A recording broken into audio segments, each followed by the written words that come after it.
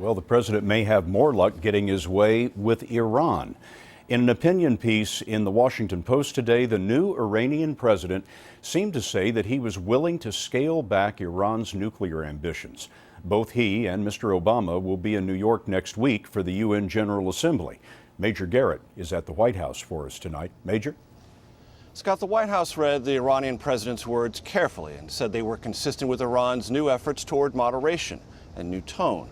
But tone is not enough for President Obama. Top advisors said Iran must take concrete steps to end its alleged pursuit of nuclear weapons. Hassan Rouhani was elected in June in a popular backlash against a failing economy under then-President Mahmoud Ahmadinejad.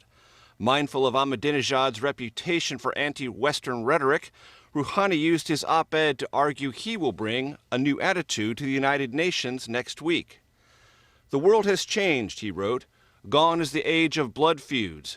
World leaders are expected to lead in turning threats into opportunities. The threat is an Iran with a nuclear weapon. To prevent that, the United Nations imposed tough economic sanctions that have cut Iran's oil revenues in half and triggered double-digit unemployment." The White House believes Rouhani's own words suggest Iran is seeking an economic lifeline.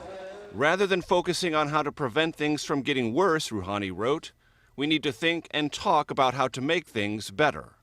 President Obama took the first diplomatic step, writing Rouhani a letter of congratulations after the Iranian election.